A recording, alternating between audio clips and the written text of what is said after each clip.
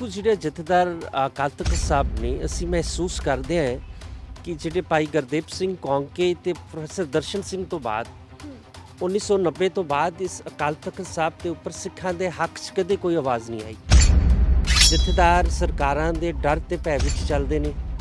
ਇੱਕ ਜਿਹੜੀ rolling political party ਹੈ ਉਹਦੇ ਅਪਾਇੰਟੀ ਹੈਗੇ ਨੇ। ਤੇ ਅਕਾਲ ਤਖ਼ਤ ਸਾਹਿਬ ਦਾ ਫਰਜ਼ ਬਣਦਾ ਹੈ ਕਿ ਜਦੋਂ ਸਿੱਖਾਂ ਤੇ ਜ਼ੁਲਮ ਹੋ ਰਿਹਾ ਉਹ ਸਟੈਂਡ ਕਰੇ। ਕਿਉਂਕਿ ਜਥੇਦਾਰ ਬੜਾ ਸਿਲੈਕਟਿਵ ਸੀ, ਉਹ ਕੋਈ ਪੰਥਕ ਇਕੱਠ ਨਹੀਂ ਸੀ। ਜਥੇਦਾਰ ਦਾ ਆਪ ਦਾ ਚੂਜ਼ ਕੀਤੇ ਹੋਏ ਬੰਦੇ ਸੀ 50-60 ਜਿਨ੍ਹਾਂ ਨੂੰ ਕਹਿੰਦਾ ਕਿ ਇਹ ਤੋਂ ਬਾਹਰ ਜਾ ਕੇ ਕੋਈ ਬੰਦਾ ਅਲਾਉ ਨਹੀਂ ਹੋਏਗਾ।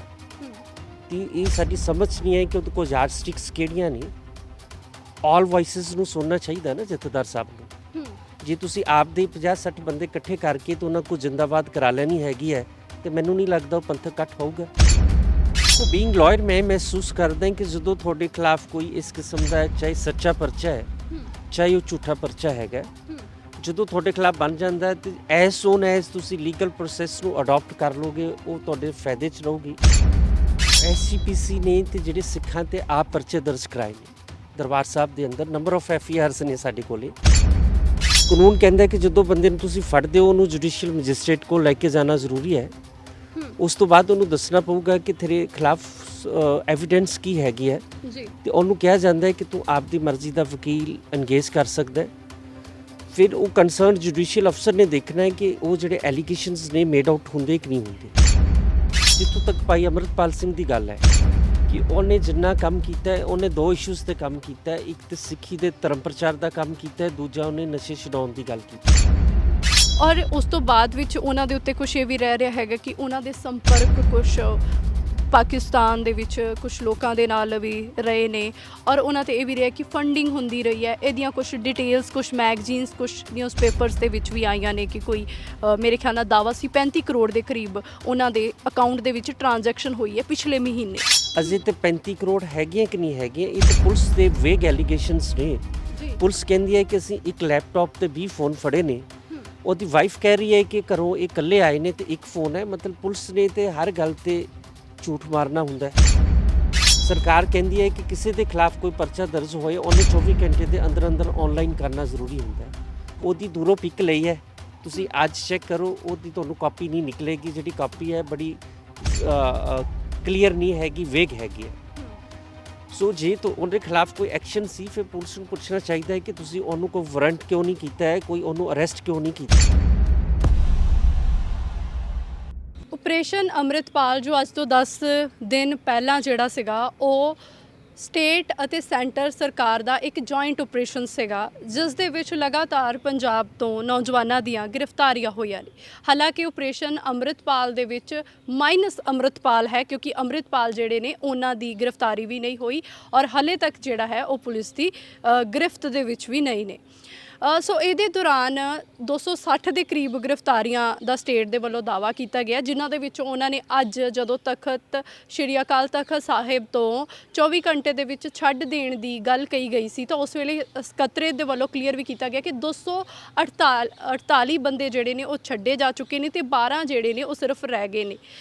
ਪਰ ਇਹ 260 ਬੰਦਿਆਂ ਨੂੰ ਜੇਕਰ ਪੁਲਿਸ ਦੇ ਵੱਲੋਂ ਗ੍ਰਿਫਤ ਦੇ ਵਿੱਚ ਲਿਆ ਗਿਆ ਤੇ ਕਿਹੜੇ ਕਾਨੂੰਨ ਦੇ ਤਹਿਤ ਲਿਆ ਗਿਆ, ਕੀ ਕੋਈ ਇਲੀਗਲ ਐਕਟੀਵਿਟੀਜ਼ ਸਨ ਔਰ ਜੇਕਰ ਸਨ ਤੇ ਕਿਸ ਤਰ੍ਹਾਂ ਦੇ ਨਾਲ ਉਹਨਾਂ ਦੀ ਤੈਅ ਪੜਚੋਲ ਹੋਈ ਹੈ। ਸੋ ਸਾਡੇ ਨਾਲ ਮੌਜੂਦ ਨੇ ਤਮਾਮ ਕਾਨੂੰਨੀ ਨੁਕਤਿਆਂ ਦੇ ਉੱਤੇ ਗੱਲਬਾਤ ਕਰਨ ਦੇ ਲਈ ਐਡਵੋਕੇਟ ਸਿਮਰਨਜੀਤ ਸਿੰਘ। ਅਸੀਂ ਉਹਨਾਂ ਦੇ ਨਾਲ ਸੰਵਾਦ ਰਚਾਵਾਂਗੇ। ਉਹਨਾਂ ਦਾ ਸਵਾਗਤ ਕਰਦੇ ਹਾਂ ਸਰ, ਬਹੁਤ ਬਹੁਤ ਸਵਾਗਤ। ਸਤਿ ਸ਼੍ਰੀ ਅਕਾਲ ਜੀ। ਜੀ ਸੋ ਸਰ, ਪਿਛਲੇ 10 ਕੁ ਦਿਨਾਂ ਦੇ ਵਿੱਚ ਰਿਹਾ NSA ਅਸੀਂ ਬਹੁਤ ਵਾਰੀ ਸੁਣ ਲਿਆ ਕਿ 6 ਬੰਦਿਆਂ ਦੇ ਉੱਤੇ NSA ਜਿਹੜੀ ਹੈਗੀ ਹੈ ਉਹ ਲੱਗੀ ਹੈ ਔਰ 751 ਲੱਗੀ ਹੈਗੀ ਹੈ। ਸੋ ਮੈਂ ਹੁਣ ਤੁਹਾਡੇ ਕੋਲੋਂ ਜਾਣਨਾ ਚਾਹ ਰਹੀ ਹਾਂ ਜੋ ਬੰਦੇ ਸਰਕਾਰ ਨੇ ਜਾਂ ਸਟੇਟ ਨੇ ਜਿਹੜੇ ਚੱਕੇ ਸੀਗੇ ਕਿਹੜੇ ਕਿਹੜੇ ਕਾਨੂੰਨ ਜਾਂ ਕਿਹੜੀਆਂ ਕਿਹੜੀਆਂ ਧਾਰਾਵਾਂ ਦੇ ਤਹਿਤ ਕੀ ਇਲਜ਼ਾਮਾਂ ਦੇ ਤਹਿਤ ਉਹਨਾਂ ਨੂੰ ਜਿਹੜਾ ਸੀਗਾ ਉਹ ਗ੍ਰਿਫਤਾਰ ਕੀਤਾ ਗਿਆ ਸੀ। ਓਵਰਆਲ 3 ਕੈਟਾਗਰੀਜ਼ ਹੈਗੀਆਂ ਨੇ। ਇੱਕ ਤਾਂ ਉਹ ਬੰਦੇ ਨੇ ਜਿਨ੍ਹਾਂ ਨੂੰ ਪ੍ਰੀਵੈਂਟਿਵ ਐਕਸ਼ਨ 'ਚ ਫੜਿਆ ਗਿਆ, ਜਿਹਨੂੰ ਆਪਾਂ ਕਹਿੰਦੇ 751 'ਚ ਫੜਿਆ ਗਿਆ ਜੀ। ਇੱਕ ਉਹ ਲੋਕ ਨੇ ਜਿਨ੍ਹਾਂ ਤੇ ਵੇਰੀਅਸ 8-9 ਐਫਆਈਆਰਸ ਕੀਤੀਆਂ ਨੇ ਪੰਜਾਬ ਗਵਰਨਮੈਂਟ ਨੇ, ਐਫਆਈਆਰ ਕੇਸਿਸ ਨੇ। ਤੀਸਰੇ ਬੰਦੇ ਨੇ ਜਿਨ੍ਹਾਂ ਨੂੰ NSA ਕੈਟਾਗਰੀ 'ਚ ਫੜਿਆ ਗਿਆ ਹੈ ਜੀ। NSA ਦੇ ਵਿੱਚ ਤੁਸੀਂ ਜਿਹੜਾ ਬੰਦੇ ਨੂੰ ਫੜਦੇ ਹੋ ਉਹਨੂੰ ਨਜ਼ਰਬੰਦ ਕਿਹਾ ਜਾਂਦਾ, ਉਹਨੂੰ ਡੈਟਨੀ ਕਿਹਾ ਜਾਂਦਾ ਹੈ, ਉਹਨੂੰ ਤੁਸੀਂ ਅਕਿਊਜ਼ਡ ਨਹੀਂ ਕਹਿ ਸਕਦੇ ਹੁੰਦੇ। ਰੈਸਟ ਆਫ ਅਦਰ 2 ਕੈਟਾਗਰੀਜ਼ ਦੇ ਵਿੱਚ ਤੁਸੀਂ ਜਿਹੜੇ ਐਫਆਰ ਕੇਸਿਸ ਦੇ ਵਿੱਚ ਹੁੰਦਾ ਉਹ 'ਚ ਆਪਾਂ ਅਲਾਈਜ਼ਡ ਅਕਿਊਜ਼ਡ ਬੋਲਦੇ ਹੈਗੇ ਆ। ਤੇ ਇਹ 3 ਕੈਟਾਗਰੀਜ਼ ਦੇ ਵਿੱਚ ਇਹਨਾਂ ਨੇ ਫੜਿਆ ਹੈ। ਐਨਐਸਏ ਵਿੱਚ ਪਹਿਲੇ ਇਹਨਾਂ ਨੇ 5 ਬੰਦਿਆਂ ਨੂੰ ਫੜਿਆ ਹੈ, ਫਿਰ ਉਸ ਤੋਂ ਬਾਅਦ ਇਹਨਾਂ ਨੇ 6 ਯੂਕੇ ਤੋਂ ਗੋਰੋਜ਼ਲਾ ਸੀ ਉਹਨਾਂ ਨੂੰ ਲੈ ਕੇ ਗਏ ਨੇ। ਤੇ ਜਿਹੜੀਆਂ ਐਫਆਰਸ ਨੇ ਕੋਈ ਅਜਨਾਲੇ ਹੈਗੀ ਹੈ, ਕੋਈ ਮੋਗੇ 'ਚ ਨੇ, ਕੋਈ ਅਦਰ ਸਟੇਸ਼ਨਸ ਦੇ ਵਿੱਚ ਨੇ, ਉਹਦੇ 'ਚ ਕੁਝ ਲੋਕਾਂ ਨੂੰ ਅਰੈਸਟ ਕੀਤਾ ਹੈਗਾ। ਜੀ, ਸੋ ਇਹ ਸਾਰੇ ਦੇ ਵਿੱਚ ਤੁਹਾਡੀ ਕੀ ਭੂਮਿਕਾ ਰਹੀ ਹੈ? ਤੁਹਾਡੇ ਕੋਲ ਕਿੰਨੇ ਪਟੀਸ਼ਨ ਨੇ ਜਾਂ ਜਿਨ੍ਹਾਂ ਦੀ ਨਿਗਰਾਨੀ ਕਹਿ ਲਓ ਜਾਂ ਰਹਿਨੁਮਾਈ ਜਿਹੜੀ ਤੁਸੀਂ ਕਰ ਰਹੇ ਹੋ? ਅਸੀਂ ਅਰਾਊਂਡ 7-8 ਪਟੀਸ਼ਨਸ ਹਾਈ ਕੋਰਟ 'ਚ ਮੂਵ ਕੀਤੀਆਂ ਨੇ। 8 ਪਟੀਸ਼ਨ ਸੀ ਟੋਟਲ। ਜੀ, ਉਹਦੇ ਵਿੱਚ ਇੱਕ ਪਟੀਸ਼ਨ ਰਾਹੀਂ ਅਸੀਂ ਜਿਹੜੇ ਫਿਲਮੀ ਐਕਟਰ ਨੇ ਦਲਜੀਤ ਸਿੰਘ ਕਲਸੀ, ਉਹਨਾਂ ਦੀ ਵਾਈਫ ਦੇ ਬਿਹਾਫ ਤੇ ਐਨਐਸਏ ਨੂੰ ਚੈਲੰਜ ਕੀਤਾ ਹੈ। ਜੀ, ਤੇ ਜਿਹੜੀਆਂ ਰੈਸਟ ਆਫ ਦੀਆਂ ਅਦਰ ਪਟੀਸ਼ਨਸ ਨੇ ਉਹਦੇ 'ਚ ਜਿਹੜੇ ਵੱਖ-ਵੱਖ ਲੋਕ ਸੀ, ਕੁਛ ਹਰਿਆਣੇ ਤੋਂ, ਕੁਛ ਪੰਜਾਬ ਤੋਂ, ਜਿਨ੍ਹਾਂ ਨੂੰ ਇਲੀਗਲ ਕਸਟਡੀ ਵਿੱਚ ਸੀ, ਉਹਨਾਂ ਨੂੰ ਛਡਾਉਣ ਲਈ ਅਸੀਂ ਹੈਬੀਅਸ ਮੂਵ ਕੀਤੀਆਂ ਸੀ। ਜੀ, ਸੋ ਸਰ ਜਿਵੇਂ ਤੁਸੀਂ ਗੱਲ ਕੀਤੀ ਕਿ ਦਲਜੀਤ ਸਿੰਘ ਕਲਸੀ ਹੁਣਾਂ ਦਾ ਕੇਸ ਜਿਹੜਾ ਹੈਗਾ ਉਹ ਤੁਹਾਡੇ ਕੋਲੇ ਤੁਸੀਂ ਪਟੀਸ਼ਨ ਜਿਹੜੀ ਦਾਇਰ ਕੀਤੀ ਹੈਗੀ ਹੈ, ਸਟੇਟ ਨੇ ਉਹਨਾਂ ਨੂੰ ਇੱਕ ਇਲਜ਼ਾਮਾਂ ਦੇ ਤਹਿਤ ਜਿਹੜਾ ਹੈਗਾ ਸੀਗਾ ਗ੍ਰਿਫਤਾਰ ਕੀਤਾ ਸੀਗਾ, ਔਰ ਉਸ ਤੋਂ ਬਾਅਦ ਵਿੱਚ ਉਹਨਾਂ ਦੇ ਉੱਤੇ ਕੁਛ ਇਹ ਵੀ ਰਹਿ ਰਿਹਾ ਹੈਗਾ ਕਿ ਉਹਨਾਂ ਦੇ ਸੰਪਰਕ ਕੁਛ ਪਾਕਿਸਤਾਨ ਦੇ ਵਿੱਚ ਕੁਛ ਲੋਕਾਂ ਦੇ ਨਾਲ ਵੀ ਰਹੇ ਨੇ, ਔਰ ਉਹਨਾਂ ਤੇ ਇਹ ਵੀ ਰਿਹਾ ਕਿ ਫੰਡਿੰਗ ਹੁੰਦੀ ਰਹੀ ਹੈ। ਇਹਦੀਆਂ ਕੁਛ ਡਿਟੇਲਸ ਕੁਛ ਮੈਗਜ਼ੀਨਸ ਕੁਛ ਨਿਊਜ਼ਪੇਪਰਸ ਦੇ ਵਿੱਚ ਵੀ ਆਈਆਂ ਨੇ ਕਿ ਕੋਈ ਮੇਰੇ ਖਿਆਲ ਨਾਲ ਦਾਅਵਾ ਸੀ 35 ਕਰੋੜ ਦੇ ਕਰੀਬ ਉਹਨਾਂ ਦੇ ਅਕਾਊਂਟ ਦੇ ਵਿੱਚ ਟ੍ਰਾਂਜੈਕਸ਼ਨ ਹੋਈ ਹੈ ਪਿਛਲੇ ਮਹੀਨੇ। ਸੋ ਕੀ ਲੱਗ ਰਿਹਾ, ਤੁਸੀਂ ਇਸ ਮਸਲੇ ਨੂੰ ਕਿਵੇਂ ਦੇਖ ਰਹੇ ਹੈਗੇ ਹੋ? ਦੇਖੋ, ਅਸੀਂ ਹਾਈ ਕੋਰਟ 'ਚ ਚੈਲੰਜ ਕੀਤਾ ਸੀ ਕਿ ਜਿਹੜਾ ਐਨਐਸਏ ਕੇਸਿਸ ਨੇ ਉਹਦੇ 'ਚ ਸਰਕਾਰ ਨੇ ਡਿਊ ਪ੍ਰੋਸੈਸ ਆਫ ਲਾਅ ਨੂੰ ਕੰਪਲਾਈ ਨਹੀਂ ਕੀਤਾ ਹੈਗਾ। ਜਿਹੜੀ ਡਿਊ ਪ੍ਰੋਸੈਸ ਆਫ ਲਾਅ ਕਹਿੰਦੀ ਹੈ ਕਿ ਤੁਸੀਂ ਕਿਸੇ ਨੂੰ ਐਨਐਸਏ 'ਚ ਫੜਨਾ, ਸਾਨੂੰ ਕੋਈ ਆਬਜੈਕਸ਼ਨ ਨਹੀਂ ਹੈਗਾ। ਤੁਸੀਂ ਉਹਨਾਂ ਨੂੰ ਜੁਰਿਸਡਿਕਸ਼ਨ ਤੋਂ ਬਾਹਰ ਲੈ ਕੇ ਜਾ ਰਹੇ ਹੋ। ਸਾਡੇ ਕਨਸਟੀਟਿਊਸ਼ਨ 'ਚ ਕਨਸਟੀਟਿਊਸ਼ਨਲ ਸੇਫਗਾਰਡਸ ਨੇ ਹਰ ਬੰਦੇ ਨੂੰ। ਆਰਟੀਕਲ 14, 19, 21, 22 ਨੂੰ ਕੰਪਲਾਈ ਕਰਨਾ ਹੁੰਦਾ ਹੈ। ਕਾਨੂੰਨ ਕਹਿੰਦਾ ਕਿ ਜਦੋਂ ਬੰਦੇ ਨੂੰ ਤੁਸੀਂ ਫੜਦੇ ਹੋ ਉਹਨੂੰ ਜੁਡੀਸ਼ੀਅਲ ਮੈਜਿਸਟ੍ਰੇਟ ਕੋਲ ਲੈ ਕੇ ਜਾਣਾ ਜ਼ਰੂਰੀ ਹੈ। ਉਸ ਤੋਂ ਬਾਅਦ ਉਹਨੂੰ ਦੱਸਣਾ ਪਊਗਾ ਕਿ ਤੇਰੇ ਖਿਲਾਫ ਐਵੀਡੈਂਸ ਕੀ ਹੈਗੀ ਹੈ, ਤੇ ਉਹਨੂੰ ਕਿਹਾ ਜਾਂਦਾ ਹੈ ਕਿ ਤੂੰ ਆਪਦੀ ਮਰਜ਼ੀ ਦਾ ਵਕੀਲ ਐਨਗੇਜ ਕਰ ਸਕਦਾ ਹੈ। ਫਿਰ ਉਹ ਕੰਸਰਨ ਜੁਡੀਸ਼ੀਅਲ ਅਫਸਰ ਨੇ ਦੇਖਣਾ ਹੈ ਕਿ ਉਹ ਜਿਹੜੇ ਐਲੀਗੇਸ਼ਨਸ ਨੇ ਮੇਡ ਆਊਟ ਹੁੰਦੇ ਕਿ ਨਹੀਂ ਹੁੰਦੇ। ਜੇ ਜੱਜ ਸੈਟੀਸਫਾਈਡ ਹੈ ਤੇ ਉਹ ਭੇਜ ਦੇਗਾ, ਜੇ ਉਹ ਸੈਟੀਸਫਾਈਡ ਹੈ ਉਹ ਨਹੀਂ ਭੇਜੇਗਾ। ਸੋ ਅਸੀਂ ਕੋਰਟ ਨੂੰ ਇਸ ਕੁਐਸਚਨ 'ਚ ਇਹ ਦੱਸਿਆ ਸੀ ਕਿ ਐਨਐਸਏ ਦੇ ਵਿੱਚ ਡਿਊ ਪ੍ਰੋਸੈਸ ਆਫ ਲਾਅ ਇਹਨਾਂ ਨੇ ਕੰਪਲਾਈ ਨਹੀਂ ਕੀਤੀ। ਇਹ 18 ਤਰੀਕ ਨੂੰ 1:15 ਵਜੇ ਉਹਨਾਂ ਨੂੰ ਗੜਗਾਉਂ ਉਹਨਾਂ ਦੇ ਫਲੈਟ ਤੋਂ ਫੜਦੇ ਨੇ। ਉਸ ਤੋਂ ਬਾਅਦ ਉਹਨਾਂ ਨੂੰ ਇਮੀਡੀਏਟਲੀ ਸ਼ਿਫਟ ਕਰ ਦਿੰਦੇ ਨੇ। ਹੁਣ ਸਾਡੀ ਇਹ ਪਲੀ ਹੈਗੀ ਹੈ ਕਿ ਇਨ ਦਾ ਮੀਨ ਟਾਈਮ ਉਹਨਾਂ ਦੇ 2-3 ਰਾਈਟਸ ਨੇ। ਇੱਕ, ਉਹਨਾਂ ਨੂੰ ਡਿਟੈਂਸ਼ਨ ਗਰਾਊਂਡਸ ਡਿਟੈਂਸ਼ਨ ਆਰਡਰ ਦੇਣੇ ਜ਼ਰੂਰੀ ਨੇ। ਉਸ ਤੋਂ ਬਾਅਦ ਡਿਟੈਂਸ਼ਨ ਗਰਾਊਂਡਸ ਦੱਸਣੀਆਂ ਜ਼ਰੂਰੀ ਨੇ ਕਿ ਤੁਹਾਡੇ ਖਿਲਾਫ ਐਲੀਗੇਸ਼ਨ ਕੀ ਹੈ। ਹੁਣ ਉਹਨਾਂ ਦੇ ਵਾਈਫ ਨੇ ਦੱਸਿਆ ਕਿ ਜਦੋਂ ਘਰੋਂ ਲੈ ਕੇ ਗਏ ਨੇ ਉਹ ਇਕੱਲਾ ਆਪ ਦਾ ਫੋਨ ਕੈਰੀ ਕਰਕੇ ਗਏ ਨੇ। ਉਹਨਾਂ ਨੂੰ ਕਿਹਾ ਕਿ ਤੁਹਾਨੂੰ ਪੰਜਾਬ ਖੜਨਾ ਹੈ, ਮੋਹਾਲੀ ਖੜਨਾ ਹੈ ਜੀ। ਉਸ ਤੋਂ ਬਾਅਦ ਇੱਥੋਂ ਸਿੱਧਾ ਜਿਹੜਾ ਲਿਫਟ ਕਰਕੇ ਅਸਮ ਡਿਬਰੂਗੜ੍ਹ ਲੈ ਜਾਂਦੇ ਨੇ। ਹੁਣ ਜਿਹੜੇ ਤੁਸੀਂ ਐਲੀਗੇਸ਼ਨਸ ਦੀ ਗੱਲ ਕਰ ਰਹੇ ਹੋ, ਮੈਨੂੰ ਵੀ ਪਹਿਲੇ ਵੀ ਕਿਸੇ ਨੇ ਪੁੱਛਿਆ ਹੈ, ਮਤਲਬ ਇਹ ਜਿਹੜੇ ਐਲੀਗੇਸ਼ਨਸ ਹੈਗੇ ਨੇ ਵੀ ਜਿਹੜੀ ਫੋਟੋ ਵਾਲੀ ਗੱਲ ਹੈ ਉਹ ਇੱਕ ਹਿੰਦੁਸਤਾਨ ਟਾਈਮਸ ਦੇ ਵਿੱਚ ਦਿੱਲੀ ਤੋਂ ਖਬਰ ਪਲਾਂਟ ਕਰਾਈ ਗਈ ਹੈ। ਉਹ ਖਬਰ ਬਹੁਤ ਪੁਰਾਣੀ ਹੈ। ਸਾਡੇ ਵਕੀਲ ਸਾਹਿਬ ਨੇ, ਦੋਸਤ ਸਾਡੇ ਬਲਜਿੰਦਰ ਲੂੰਬਾ ਜੀ ਨੇ, ਉਹਨਾਂ ਦੇ ਬ੍ਰਦਰ ਦਪਿੰਦਰ ਲੂੰਬਾ ਜੀ ਕੈਨੇਡਾ ਦੇ ਵਿੱਚ ਵਕੀਲ ਨੇ ਜੀ। ਉੱਥੇ ਜਿਹੜੇ ਸੀ ਕਲਸੀ ਸਾਹਿਬ ਤੇ ਦਪਿੰਦਰ ਲੂੰਬਾ ਉਹਨਾਂ ਨੇ ਉੱਥੋਂ ਦੇ ਪਾਕਿਸਤਾਨ ਦੇ ਜਿਹੜਾ ਹਾਈ ਕਮਿਸ਼ਨ ਦੇ ਵਿੱਚ ਇੱਕ ਜਿਹੜੀਆਂ ਪਾਕਿਸਤਾਨ ਦੇ ਵਿੱਚ ਕਿਲਿੰਗਸ ਹੋਈਆਂ ਨੇ ਸਿੱਖਾਂ ਦੀਆਂ ਤੇ ਹਿੰਦੂਆਂ ਦੀਆਂ, ਉਹਦੇ ਵਿੱਚ ਉਹਨਾਂ ਨੇ ਉਹਦਾ ਰਿਪਰੈਜ਼ੈਂਟੇਸ਼ਨ ਦਿੱਤੀ ਸੀ ਕਿ ਇਹਨਾਂ ਦੇ ਰਾਈਟਸ ਸਿਕਿਉਰ ਕਰਨੇ ਚਾਹੀਦੇ ਨੇ ਜੀ। ਉਹ ਖਬਰ ਦਿੱਲੀ ਤੋਂ ਪਲਾਂਟ ਕਰਕੇ ਇਹ ਮੈਸੇਜ ਡਿਲੀਵਰ ਕਰਨ ਦੀ ਕੋਸ਼ਿਸ਼ ਕੀਤੀ ਹੈ ਕਿ ਇਹਨਾਂ ਦੇ ਪਾਕਿਸਤਾਨ ਨਾਲ ਲਿੰਕ ਹੈਗੇ ਨੇ ਜੀ। ਦੂਸਰੀ ਜਿਹੜੀ ਤੁਸੀਂ ਕਹਿੰਦੇ ਹੋ ਕਿ 35 ਕਰੋੜ ਦੀ ਟ੍ਰਾਂਸੈਕਸ਼ਨਸ ਹੋਈਆਂ ਨੇ, ਉਹ ਫਿਲਮੀ ਐਕਟਰ ਹੈਗਾ। ਪਹਿਲੀ ਗੱਲ ਹੈ ਕਿ ਫਿਲਮ ਇੰਡਸਟਰੀ 'ਚ ਪੈਸਾ ਆਉਂਦਾ ਜਾਂਦਾ ਦੋਨੋਂ ਪਾਸੇ ਹੈਗਾ ਜੀ। ਉਹਦਾ ਇਹ ਤਾਂ ਨਹੀਂ ਹੈਗਾ ਕਿ ਤੁਸੀਂ ਐਨਐਸਏ ਲਾ ਦਿਓ। ਉਹਦੇ ਲਈ ਤੁਹਾਡੇ ਕੋਲ ਇਨਕਮ ਟੈਕਸ ਡਿਪਾਰਟਮੈਂਟ ਹੈਗਾ, ਤੁਹਾਡੇ ਕੋਲ ਈਡੀ ਹੈਗੀ ਹੈ। ਜੇ ਉਸ ਤੋਂ ਵੀ ਗਾਂਹ ਜਾਣਾ ਤੇ ਮਨੀ ਲਾਂਡਰਿੰਗ ਐਕਟ ਹੈਗਾ। ਉਹ 'ਚ ਤੁਸੀਂ ਪਹਿਲੇ ਬੰਦੇ ਨੂੰ ਨੋਟਿਸ ਦਿੰਦੇ ਹੋ, ਫਿਰ ਉਹ ਤੋਂ ਐਕਸਪਲੇਨੇਸ਼ਨ ਲਈ ਜਾਂਦੀ ਹੈ। ਪਰ ਸੋ ਤੁਸੀਂ ਇਹ ਤਾਂ ਮੰਨਦੇ ਹੋ ਕਿ ਜੇ ਟ੍ਰਾਂਜੈਕਸ਼ਨਸ ਹੋਈਆਂ ਨੇ 35 ਕਰੋੜ ਦੇ ਕਰੀਬ, ਤੇ ਇਹਨਾਂ ਦੀ ਜਾਂਚ ਜਿਹੜੀ ਹੈਗੀ ਹੈ ਹੋਣੀ ਚਾਹੀਦੀ ਹੈ ਨਾ? ਨਹੀਂ ਜੀ, ਜਾਂਚ ਉਹ ਹੋ ਸਕਦਾ ਲੀਗਲ ਹੋਣ। ਅਜੇ ਤੇ 35 ਕਰੋੜ ਹੈਗੀਆਂ ਕਿ ਨਹੀਂ ਹੈਗੀਆਂ, ਇਹ ਤੇ ਪੁਲਿਸ ਦੇ ਵੇਗ ਐਲੀਗੇਸ਼ਨਸ ਨੇ। ਪੁਲਿਸ ਕਹਿੰਦੀ ਹੈ ਕਿ ਅਸੀਂ ਇੱਕ ਲੈਪਟਾਪ ਤੇ 20 ਫੋਨ ਫੜੇ ਨੇ। ਉਹਦੀ ਵਾਈਫ ਕਹਿ ਰਹੀ ਹੈ ਕਿ ਘਰੋਂ ਇਹ ਇਕੱਲੇ ਆਏ ਨੇ ਤੇ ਇੱਕ ਫੋਨ ਹੈ। ਮਤਲਬ ਪੁਲਿਸ ਨੇ ਤੇ ਹਰ ਗੱਲ ਤੇ ਝੂਠ ਮਾਰਨਾ ਹੁੰਦਾ ਹੈ। ਮਤਲਬ ਫਾਲਸ ਸਟੋਰੀਜ਼ ਬਿਲਟ ਕਰਨੀਆਂ ਹੁੰਦੀਆਂ। ਹੁਣ ਇਹਨਾਂ ਕੇਸਾਂ ਵਿੱਚ ਵੀ ਤਾਂ ਸਾਰਾ ਕੁਝ ਪੁਲਿਸ ਨੇ ਝੂਠ ਹੀ ਮਾਰਿਆ ਹੈਗਾ। ਜੀ, ਸੋ ਇਹ ਜਿਹੜੇ ਕੇਸਸ ਤੁਸੀਂ ਕਿਹਾ ਜਿਵੇਂ 8 ਪਟੀਸ਼ਨਸ ਨੇ ਤੁਹਾਡੇ ਕੋਲੋਂ, ਕੀ ਮੇਜਰ ਇਸ਼ੂ ਜੇ ਅਸੀਂ ਕਹੀਏ ਵੀ ਜੋ, ਕਿਉਂਕਿ ਇਹਨਾਂ ਸਾਰੇ ਦੇ ਵਿੱਚ ਇਹ ਵੀ ਲੱਗ ਰਿਹਾ ਸੀ ਵੀ ਹਾਂ ਸਰਕਾਰ ਨੇ ਧੱਕਾ ਕੀਤਾ ਆ, ਮਤਲਬ ਜਿਵੇਂ ਮੁੰਡਿਆਂ ਨੂੰ ਚੱਕਿਆ, ਉਹਨਾਂ ਦੇ ਘਰਦਿਆਂ ਨੂੰ ਸਹੀ ਇਨਫੋਰਮੇਸ਼ਨ ਨਹੀਂ ਦਿੱਤੀ ਹੈਗੀ। ਹੋਰ ਕਿਹੜੇ ਮੇਜਰ ਇਸ਼ੂਜ਼ ਨੇ ਜਿਹੜੇ ਜਦੋਂ ਤੁਸੀਂ ਫੈਮਲੀਜ਼ ਨੇ ਨਾਲ ਡੀਲ ਕੀਤਾ ਜਾਂ ਜਦੋਂ ਤੁਹਾਡੇ ਤੱਕ ਆਏ ਐਜ਼ ਅ ਪਟੀਸ਼ਨਰ ਤੇ ਤੁਹਾਨੂੰ ਪਤਾ ਲੱਗਾ ਵੀ ਆ ਗੱਲਾਂ ਜਿਹੜੀਆਂ ਸੀਗੀਆਂ ਇਹ ਵਾਕਈ ਸੋਚਣ ਵਾਲੀਆਂ ਨੇ? ਦੇਖੋ, ਐਂਟਾਇਰਲੀ ਇਨ ਆਲ ਪਟੀਸ਼ਨਸ ਦੋ ਚੀਜ਼ਾਂ ਬੜੀਆਂ ਕਾਮਨ ਨੇ। ਇੱਕ DK Basu versus state of West Bengal ਬੜਾ ਲੈਂਡਮਾਰਕ ਕੇਸ ਹੈ, ਜਿੱਥੇ ਸੁਪਰੀਮ ਕੋਰਟ ਨੇ ਗਾਈਡਲਾਈਨਸ ਕੀਤੀਆਂ ਸੀ ਜਦੋਂ ਤੁਸੀਂ ਕਿਸੇ ਨੂੰ ਅਰੈਸਟ ਕਰਦੇ ਹੋ ਤੁਸੀਂ ਕਿਵੇਂ ਕਰਨਾ ਹੈ। ਡੀਕੇ ਬਾਸੂ ਦੀ ਜਜਮੈਂਟ ਕਹਿੰਦੀ ਹੈ ਕਿ ਜਿਹੜੇ ਬੰਦੇ ਨੇ ਅਰੈਸਟ ਕਰਨਾ ਹੈ ਉਹ ਯੂਨੀਫਾਰਮ 'ਚ ਹੋਣਾ ਚਾਹੀਦਾ ਹੈ, ਬੈਚ ਉਹਦੇ ਮੋਢੇ 'ਤੇ ਨਾਮ ਵਾਲਾ ਹੋਣਾ ਚਾਹੀਦਾ ਹੈ। ਇਮੀਡੀਏਟਲੀ ਉਹਦੇ ਫੈਮਿਲੀ ਮੈਂਬਰਸ, ਅਗਰ ਫੈਮਿਲੀ ਮੈਂਬਰ ਨਹੀਂ ਹੈਗੇ ਉਹਦੇ ਰਿਲੇਟਿਵਸ, ਅਗਰ ਰਿਲੇਟਿਵਸ ਨਹੀਂ ਹੈਗੇ ਤਾਂ ਉਹਦਾ ਨੈਕਸਟ ਫਰੈਂਡ, ਉਹਨੂੰ ਇਨਫੋਰਮ ਕਰਨਾ ਪਊਗਾ। ਫਿਰ ਜਿਹੜਾ ਅਰੈਸਟ ਕੀਤਾ ਗਿਆ ਬੰਦਾ ਉਹਨੂੰ ਦੱਸਣਾ ਪਊਗਾ ਕਿ ਤੇਰੇ ਰਾਈਟਸ ਕੀ ਹੈਗੇ ਨੇ, ਤੂੰ ਵਕੀਲ ਆਪਦੀ ਮਰਜ਼ੀ ਦਾ ਬੁਲਾ ਸਕਦਾ ਹੈ। ਫਿਰ ਉਹਨੂੰ ਜਿਹੜੀ FIR ਹੈ, ਜਿਹੜੇ ਸਬੂਤ ਨੇ ਉਹ ਦੱਸਣੇ ਪੈਂਦੇ ਨੇ ਜੀ। ਤੇ ਇਸ ਤੋਂ ਬਿਨਾਂ ਸੈਕਿੰਡ ਸਾਡੇ ਕੋਲ ਜਿਹੜਾ ਇੰਡੀਅਨ ਕਨਸਟੀਟਿਊਸ਼ਨ ਹੈ ਉਹ 'ਚ ਕਨਸਟੀਟਿਊਸ਼ਨਲ ਸੇਫਗਾਰਡਸ ਨੇ ਜੀ। ਆਰਟੀਕਲ 22 ਕਹਿੰਦਾ ਹੈ ਵੀ ਜਦੋਂ ਕਿਸੇ ਬੰਦੇ ਨੂੰ ਤੁਸੀਂ ਅਰੈਸਟ ਕਰਦੇ ਹੋ ਉਹਨੂੰ 24 ਘੰਟੇ ਦੇ ਅੰਦਰ ਅੰਦਰ ਜਿਹੜਾ ਵਾ ਇਲਾਕਾ, ਜਿਹੜਾ ਵੀ ਕੰਸਰਨਡ ਇਲਾਕਾ ਮੈਜਿਸਟ੍ਰੇਟ ਹੈ, ਜੁਡੀਸ਼ੀਅਲ ਅਫਸਰ ਹੈ, ਉਹਦੇ ਕੋਲ ਪੇਸ਼ ਕਰਨਾ ਹੁੰਦਾ ਹੈ, ਉਹਦਾ ਮੈਡੀਕਲ ਕਰਵਾਉਣਾ ਹੈ।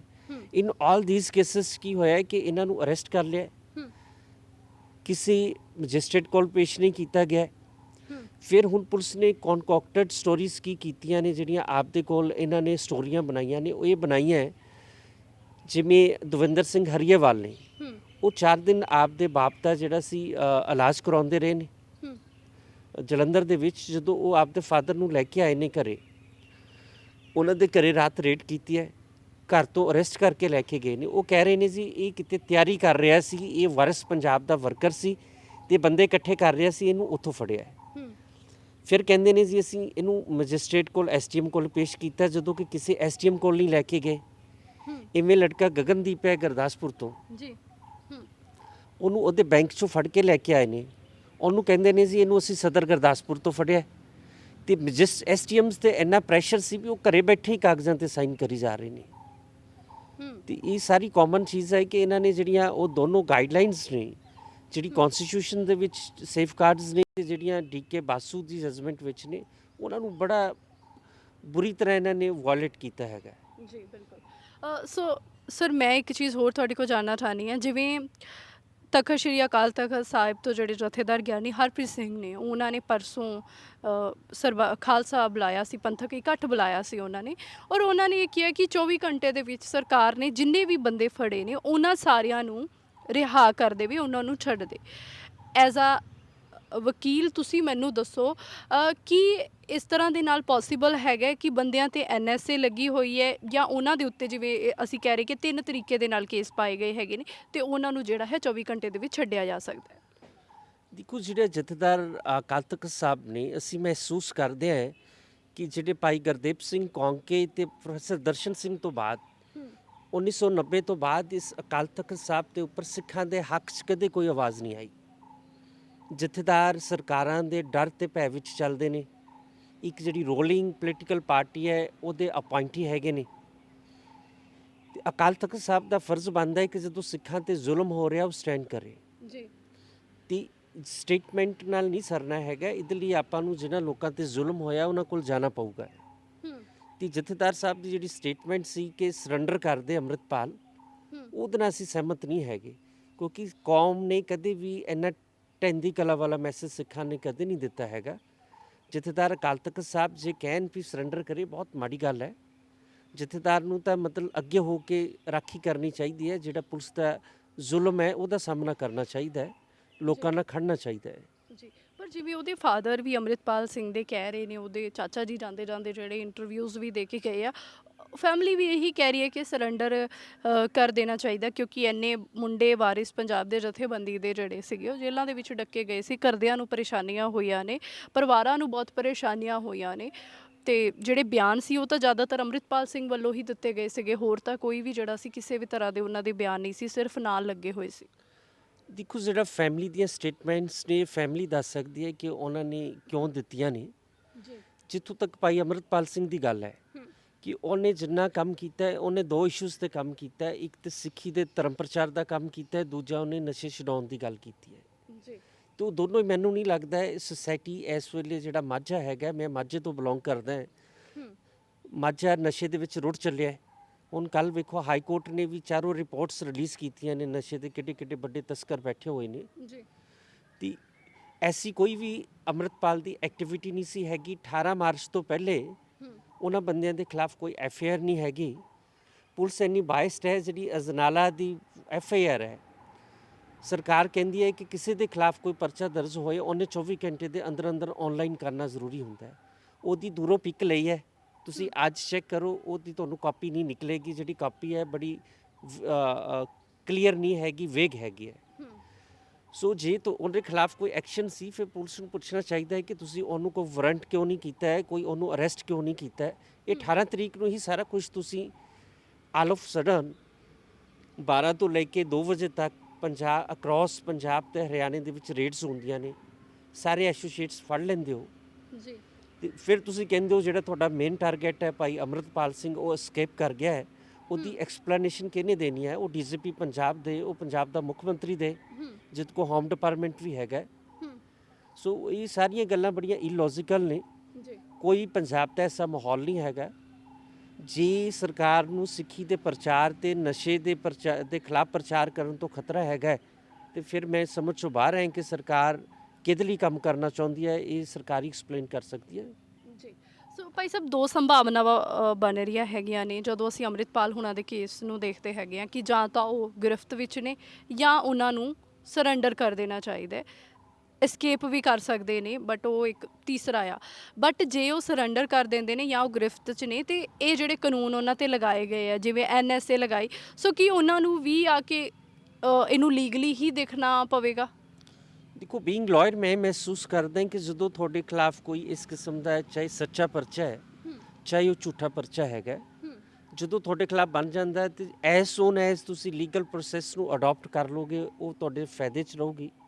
ਜਦੋਂ ਤੁਸੀਂ ਐਸਕੇਪ ਕਰੋਗੇ ਉਹ ਤੁਹਾਡਾ ਨੁਕਸਾਨ ਹੀ ਕਰੂਗੀ। ਜੀ। ਸੋ ਇੱਕ ਚੀਜ਼ ਇਹ ਵੀ ਆ ਰਹੀ ਸੀਗੀ ਕਿ ਮੈਂ ਕਾਨੂੰਨ ਦੇ ਪੱਖ ਤੋਂ ਜਾਣਨਾ ਚਾਹਾਂਗੀ, ਜਿਸ ਤਰ੍ਹਾਂ ਕਿਹਾ ਗਿਆ ਕਿ ਖਾਲਿਸਤਾਨ ਦੇ ਨਾਅਰੇ ਨੂੰ ਇੱਥੇ ਬੁਲੰਦ ਕੀਤਾ ਗਿਆ ਸੀ, ਉਸ ਤੋਂ ਬਾਅਦ ਇਹ ਸਾਰੀ ਕਾਰਵਾਈ ਹੋਈ ਹੈ, ਇੱਕ ਵੱਖਰੇ ਦੇਸ਼ ਦੇ ਲਈ ਫੌਜ ਤਿਆਰ ਕੀਤੀ ਜਾ ਰਹੀ ਸੀ। ਜਿਸ ਤਰ੍ਹਾਂ ਦੇ ਸਾਨੂੰ ਮੀਡੀਆ ਦੇ ਵਿੱਚ ਜਾਂ ਕਹਿ ਲਓ ਪੁਲਿਸ ਦੀਆਂ ਵੀ ਸਟੇਟਮੈਂਟਸ ਆਈਆਂ, ਵੀ ਝੰਡਾ ਤੱਕ ਤਿਆਰ ਸੀਗਾ। ਇਸੇ ਤਰ੍ਹਾਂ ਦੇ ਨਾਲ ਬਹੁਤ ਸਾਰੇ ਸਾਡੇ ਸਿੱਖ ਬੁੱਧੀਜੀਵੀ ਕਹਿੰਦੇ ਕਿ ਜਦੋਂ ਹਿੰਦੂ ਰਾਸ਼ਟਰ ਦਾ ਨਾਅਰਾ ਬੁਲੰਦ ਕੀਤਾ ਜਾਂਦਾ ਤਾਂ ਉਹਨਾਂ 'ਤੇ ਕੋਈ ਲੀਗਲ ਅਗਵਾਈ ਕਿਉਂ ਨਹੀਂ ਹੁੰਦੀ ਹੈਗੀ? ਤੁਸੀਂ ਐਜ਼ ਆ ਕਾਨੂੰਨੀ ਮਾਹਿਰ ਮੈਨੂੰ ਦੱਸੋ ਕਿ ਇਸ ਤਰ੍ਹਾਂ ਦਾ ਕੋਈ ਨਾਅਰਾ ਵੱਖਵਾਦੀ ਦਾ ਜੇ ਕੋਈ ਹੋਰ ਵੀ ਦਿੰਦਾ ਹੈਗਾ ਤੇ ਕੀ ਲੀਗਲ ਕਾਰਵਾਈ ਹੋ ਸਕਦੀ ਹੈ? ਦੇਖੋ ਜੀ, ਸਭ ਤੋਂ ਪਹਿਲੇ ਤੇ ਇਹ ਸਮਝ ਲਓ ਜਿਹੜਾ ਸੈਡੀਸ਼ਨ ਲਾਅ ਸੀ ਉਹ ਬ੍ਰਿਟਿਸ਼ ਮੇਡ ਲਾਅ ਸੀ। ਜਦੋਂ ਸਰਬੱਤ ਖਾਲਸੇ 'ਚ ਇਹਨਾਂ ਨੇ ਪਰਚੇ ਦਰਜ ਕੀਤੇ ਨੇ, ਉਦੋਂ ਜਸਟਿਸ MMS ਬੇਦੀ ਦੀ ਕੋਰਟ 'ਚ ਮੈਂ ਜ਼ਮਾਨਤਾਂ ਵੇਲੇ ਆਰਗੂਮੈਂਟ ਕੀਤਾ ਸੀ ਕਿ ਫਰੀडम ਫਾਈਟਰਸ ਦੀ ਵਾਇਸ ਨੂੰ ਮਜ਼ਲ ਕਰਨ ਲਈ, ਸਨੱਬ ਕਰਨ ਲਈ ਇਹ ਲਾਅ ਬਣਿਆ ਹੈ। ਤੇ ਇੰਗਲੈਂਡ ਨੇ 2012 'ਚ ਇਹਨੂੰ ਰਿਪੀਲ ਕਰ ਦਿੱਤਾ ਹੈ, ਖਤਮ ਕਰ ਦਿੱਤਾ ਹੈ। ਉਸੇ ਗਰਾਊਂਡਸ ਤੇ ਸਾਡੀਆਂ ਬੇਲਸ ਹੋਈਆਂ ਸੀ। ਜੀ। ਤੇ ਹੁਣ ਜਿਹੜੀ ਖਾਲਿਸਤਾਨ ਦੀ ਗੱਲ ਕਰਨਾ ਹੈ, ਸੁਪਰੀਮ ਕੋਰਟ ਦੀਆਂ ਨੰਬਰ ਆਫ ਜਜਮੈਂਟਸ ਨੇ, ਸਾਡੀਆਂ ਹਾਈ ਕੋਰਟ ਦੀਆਂ ਜਜਮੈਂਟਸ ਨੇ ਕਿ ਤੁਸੀਂ ਪੀਸਫੁਲ ਢੰਗ ਨਾਲ ਪ੍ਰੋਪੋਗੇਟ ਕਰ ਸਕਦੇ ਹੋ। ਤੇ ਇਹੋ ਹੀ ਕੰਮ ਜਿਹੜਾ ਨਹਿਰੂ ਸੀ, ਗਾਂਧੀ ਸੀ, ਜਨਾਬ ਵੀ ਤਾਂ ਇਹੋ ਕਰਦੇ ਸੀ ਨਾ। ਜੇ ਅੱਜ ਕੋਈ ਪੀਸਫੁਲ ਢੰਗ ਨਾਲ ਗੱਲ ਕਰਦਾ ਹੈ ਤੇ ਇਹ ਜਿਹੜੀ ਖਾਲਿਸਤਾਨ ਦੀ ਗੱਲ ਹੈ, ਖਾਲਸਾ ਰਾਜ ਦੀ ਗੱਲ ਹੈ, ਇਹਦੀਆਂ ਲੀਗਲ ਰੂਟਸ ਨੇ। ਕਿਉਂਕਿ ਜਿਹੜਾ ਮਹਾਰਾਜਾ ਦਲੀਪ ਸਿੰਘ ਸੀ, ਸਿੱਖਾਂ ਦਾ ਜਿਹੜਾ ਰਾਜ ਸੀ, ਉਹਦੇ 'ਚ ਅੰਗਰੇਜ਼ਾਂ ਨੇ ਇੱਕ ਮਾਈਨਰ ਮਹਾਰਾਜਾ ਜਿਹੜਾ ਸਾਡਾ ਦਲੀਪ ਸਿੰਘ ਸੀ, ਉਹਨਾਂ ਟਰੀਟੀ ਕੀਤੀਆਂ ਨੇ 9 ਮਾਰਚ 1849 ਤੋਂ ਬਾਅਦ ਸਬਸੀਕੁਐਂਟ ਕਈ ਟਰੀਟੀਜ਼ ਹੋਈਆਂ ਨੇ। ਜੀ। ਉਹਦੇ ਤਹਿਤ ਇਹਨਾਂ ਨੇ ਕਿਹਾ ਸੀ ਕਿ ਮਹਾਰਾਜਾ ਦਲੀਪ ਸਿੰਘ ਜਦੋਂ ਅਡਲਟ ਹੋ ਜਾਊਗਾ, ਅਸੀਂ ਸਿੱਖਾਂ ਦਾ ਸਟੇਟ ਜਿਹੜੀ ਹੈ ਰੀਸਟੋਰ ਕਰ ਦੇਵਾਂਗੇ, ਖਾਲਸਾ ਰਾਜ। ਜੀ। ਉਸ ਤੋਂ ਬਾਅਦ 47 ਦੇ ਵਿੱਚ ਸਿੱਖਾਂ ਨੇ ਜਿਹੜਾ ਸੀ 1849 ਤੋਂ ਬਾਅਦ ਭਾਰਤ ਮਾਤਾ ਦਾ ਝੰਡਾ ਚੱਕ ਲਿਆ, ਕਿਉਂਕਿ ਹਿੰਦੂ ਲੀਡਰ ਕਹਿੰਦੇ ਸੀ ਕਿ ਤੁਸੀਂ ਸਾਡਾ ਹਿੰਦੁਸਤਾਨ ਆਜ਼ਾਦ ਕਰਾ ਦਿਓ, ਜਦੋਂ ਸਾਡੇ ਕੋਲ ਰਾਜ ਆ ਜਾਏਗਾ ਅਸੀਂ ਤੁਹਾਨੂੰ ਸਪੈਸ਼ਲ ਪਾਵਰਸ ਦੇ ਦੇਵਾਂਗੇ, ਤੁਹਾਡੀ ਸਪੈਸ਼ਲ ਸਟੇਟ ਬਣਾ ਦੇਵਾਂਗੇ, ਸੋਵਰਨ ਤੁਹਾਨੂੰ ਖਿੱਤਾ ਦੇ ਦੇਵਾਂਗੇ। ਤੇ ਜੇ ਸਿੱਖ ਇਹ ਗੱਲ ਕਰਦੇ ਨੇ ਤੇ ਉਹ ਕੋਈ ਗਲਤ ਨਹੀਂ ਹੈਗੀ, ਮਤਲਬ ਕਾਨੂੰਨੀ ਤੌਰ ਤੇ ਬਿਲਕੁਲ ਵਾਜਬ ਹੈ, ਕੋਈ ਵੀ ਸਿੱਖ ਕਰ ਸਕਦਾ, ਇਹ ਗੁਨਾਹ ਨਹੀਂ ਹੈਗਾ। ਪਰ ਜੀ ਮੈਂ ਮੰਨ ਲਓ ਜਿਸ ਤਰ੍ਹਾਂ ਦਿਖਾਇਆ ਜਾ ਰਿਹਾ ਵੀ ਇਹ ਇਲੀਗਲ ਸੀਗਾ, ਤਾਂ ਹੀ ਇੰਨੇ ਵੱਡੇ ਪਰਚੇ ਹੋਏ, ਇੰਨਾ ਵੱਡਾ ਆਪਰੇਸ਼ਨ ਅੰਮ੍ਰਿਤਪਾਲ ਹੋਇਆ। ਤਾਂ ਕੀ ਹਿੰਦੂ ਰਾਸ਼ਟਰ ਦੀ ਗੱਲ ਕਰਨ ਵਾਲਿਆਂ ਦੇ ਉੱਤੇ ਵੀ ਫਿਰ ਇਹ ਉਸੇ ਤਰ੍ਹਾਂ ਦੇ ਨਾਲ ਢੁਕਦਾ ਹੈ, ਜਾਂ ਉਹਦੇ ਲਈ ਕੋਈ ਵੱਖਰੀਆਂ ਰਾਵਾਂ ਨੇ? ਦੇਖੋ ਜੀ, ਹਿੰਦੂਆਂ ਨੇ ਤਾਂ ਤੁਸੀਂ ਦੇਖੋ ਸਮਝੌਤਾ ਐਕਸਪ੍ਰੈਸ ਦੇ ਵਿੱਚ 68 ਕਿਲਿੰਗਸ ਕੀਤੀਆਂ ਨੇ। ਉਹ ਜਿਹੜੀ ਟ੍ਰੇਨ ਸੀ ਉਹ ਆਰਮੀ ਦਾ ਆਰਡੀਐਕਸ ਚੋਰੀ ਕਰਕੇ ਉਹਨੂੰ ਇੱਕ ਸਪੈਸ਼ਲ ਕਿਸਮ ਦਾ ਹੋਰ ਉਹ 'ਚ ਮਿਕਸ ਕਰਕੇ ਕਿ ਐਡੀ ਸਟਰੋਂਗ ਜਿਹੜਾ ਲੋਹਾ ਸੀ ਉਹ ਵੀ ਮੈਲਟ ਹੋ ਗਿਆ, ਕਿਸੇ ਨੂੰ ਸਜ਼ਾ ਨਹੀਂ। ਉਹ ਵੀ ਤਾਂ ਹਿੰਦੂ ਟੈਰੋਰਿਸਟ ਸੀ ਨਾ। ਜੀ ਮਾਲੇਗਾਓਂ ਦੇ ਵਿੱਚ ਇਹਨਾਂ ਨੇ ਕੀਤਾ ਹੈ ਕਿ ਇੱਥੇ ਅਜਮੇਰ ਸ਼ਰੀਫ ਦੇ ਵਿੱਚ ਇਹਨਾਂ ਨੇ ਬਲਾਸਟ ਕੀਤੇ ਨੇ ਹਿੰਦੂ ਟੈਰੋਰਿਸਟ ਨੇ। ਅੱਜ ਤੱਕ ਕਿਸੇ ਮੀਡੀਆ ਨੇ, ਕਿਸੇ ਸਰਕਾਰ ਨੇ ਨਹੀਂ ਕਿਹਾ ਕਿ ਹਿੰਦੂ ਟੈਰੋਰਿਸਟ ਇਹ ਕੁਛ ਕਰ ਰਹੇ ਨੇ। ਤੇ ਇਹ ਦੱਸੋ ਵੀ ਜੀ, ਉਹ ਕਹਿੰਦੇ ਨੇ ਵੀ ਵੈਸੇ ਤਾਂ ਕੋਈ ਰੌਲਾ ਨਹੀਂ ਹੈਗਾ। ਬੀਇੰਗ ਲਾਇਰ ਮੈਂ ਮਹਿਸੂਸ ਕਰਦਾ ਕਿ ਜਦੋਂ ਪਾਰਲੀਮੈਂਟ ਦੇ ਵਿੱਚ 90% 95% ਮੈਂਬਰ ਪਾਰਲੀਮੈਂਟ, ਰਾਜ ਸਭਾ, ਲੋਕ ਸਭਾ ਹਿੰਦੂ ਨੇ, ਤੇ ਇਹ ਹਿੰਦੂ ਰਾਸ਼ਟਰ ਹੀ ਹੈਗਾ ਜੀ। ਇਹਨੂੰ ਤੁਸੀਂ ਕਿਵੇਂ ਕਹਿ ਸਕਦੇ ਹੋ ਕਿ ਨਹੀਂ ਹੈਗਾ? ਤੇ ਫਿਰ ਜੇ ਕੋਈ ਇੱਥੇ ਬਾਰ-ਬਾਰ ਕਹਿੰਦਾ ਹੈ, ਉਹ ਤੇ ਇਹੋ ਹੀ ਕਹਿਣਾ ਚਾਹੁੰਦੇ ਨੇ ਨਾ ਕਿ ਹਿੰਦੂ ਰਾਸ਼ਟਰ ਦਾ ਮਤਲਬ ਹੈ ਕਿ ਜਿਹੜੇ ਇੱਥੋਂ ਦੇ ਨੌਨ ਹਿੰਦੂਜ਼ ਨੇ, ਮੁਸਲਮਾਨ ਨੇ, ਸਿੱਖ ਨੇ, ਈਸਾਈ ਨੇ, ਚਾਹੇ ਤੇ ਹਿੰਦੂ ਬਣ ਜਾਣਗੇ, ਚਾਹੇ ਇਹਨਾਂ ਨੂੰ ਕੱਢ ਦੇਵਾਂਗੇ। ਆਪਾਂ ਇਹ ਅਰਥ ਕਰ ਸਕਦੇ ਹੋ ਤਾਂ ਜੀ।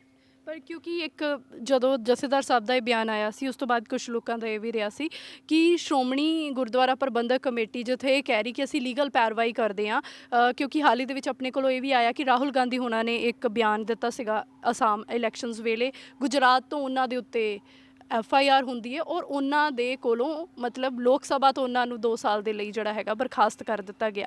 ਪਰ ਫਿਰ ਕੀ ਸ਼੍ਰੋਮਣੀ ਕਮੇਟੀ ਜਦੋਂ ਸਿੱਖਾਂ ਦੇ ਲਈ ਖੜਦੀ ਹੈ, ਤੇ ਫਿਰ ਇਸ ਤਰ੍ਹਾਂ ਦੇ ਲੋਕ ਜੇ ਸਿੱਖਾਂ ਨੂੰ ਦਹਿਸ਼ਤ ਫੈਲਾਉਣ ਵਾਲੇ ਕਿਹਾ ਜਾਂਦਾ, ਤੇ ਹੋਰ ਕਿਸੇ ਧਰਮ ਦੇ ਹੋਣ ਨਾਤੇ ਜਦੋਂ ਉਹ ਦਹਿਸ਼ਤ ਫੈਲਾਉਂਦੇ, ਤੇ ਕੀ SGPC ਨੂੰ ਉਹਨਾਂ ਤੇ ਪਰਚਾ ਦਰਜ ਕਰਵਾਉਣ ਦੇ ਲਈ ਅੱਗੇ ਨਹੀਂ ਆਉਣਾ ਚਾਹੀਦਾ, ਜਾਂ ਇਸ ਤਰ੍ਹਾਂ ਦੀ ਕੋਈ ਲਾਮਬੰਦੀ ਜਿਹੜੀ ਉਹ ਨਹੀਂ ਕਰਨੀ ਚਾਹੀਦੀ? SGPC ਨੇ ਤੇ ਜਿਹੜੇ ਸਿੱਖਾਂ ਤੇ ਆਪ ਪਰਚੇ ਦਰਜ ਕਰਾਏ ਨੇ ਦਰਬਾਰ ਸਾਹਿਬ ਦੇ ਅੰਦਰ। ਨੰਬਰ ਆਫ FIRs ਨੇ ਸਾਡੇ ਕੋਲੇ ਕਿ ਜਿਹੜੇ ਸਿੱਖ ਉੱਥੇ 6 ਜੂਨ ਮਨਾਉਣ ਜਾਂਦੇ ਸੀ, ਉਹਨਾਂ ਤੇ FIR ਕਰਾਉਂਦੇ ਸੀ। ਤੇ ਸ਼੍ਰੋਮਣੀ ਕਮੇਟੀ ਦੇ ਵਿੱਚ ਇੱਕ ਬੜੇ ਲਾਨ ਰੋਸ਼ਨ ਦਿਮਾਗ ਸਿੱਖ ਸੀ, ਜਿਹੜੇ ਸ਼੍ਰੋਮਣੀ ਕਮੇਟੀ ਦੇ ਪ੍ਰਧਾਨ ਸੀ ਸਰਦਾਰ ਬਲਵੰਤ ਸਿੰਘ ਕੁੱਕੜ। ਉਹਨਾਂ ਨੇ ਜਨਰਲ ਸਹਿਮਤੀ ਨਾਲ, ਜਨਰਲ ਕਨਸੈਂਟ ਨਾਲ ਉੱਥੇ ਖਾਲਿਸਤਾਨ ਦਾ ਮਤਾ ਪਾਸ ਕੀਤਾ ਹੈ, ਤੇ ਉਹ ਸ਼੍ਰੋਮਣੀ ਕਮੇਟੀ ਕੋਲ ਪਿਆ ਹੋਇਆ ਹੈ। ਮੈਂ ਉਹਨਾਂ ਦੇ ਪ੍ਰਧਾਨ ਸਾਹਿਬ ਨੂੰ ਕਿਹਾ ਸੀ, ਧਾਮੀ ਸਾਹਿਬ ਨੂੰ, ਕਿ ਤੁਸੀਂ ਭਾਈ ਉਹਦੀ ਤਾਇਦੀ ਕਰ ਦਿਓ, ਇੰਨੇ ਸਾਲ ਹੋ ਗਏ ਨੇ, ਤੁਸੀਂ ਉਹਨਾਂ ਸਹਿਮਤ ਹੈਗੇ ਕਿ ਨਹੀਂ ਹੈਗੇ? ਤੇ ਇਹ ਤਾਂ ਸ਼੍ਰੋਮਣੀ ਕਮੇਟੀ ਨੂੰ ਦੱਸਣਾ ਚਾਹੀਦਾ ਹੈ ਜੀ।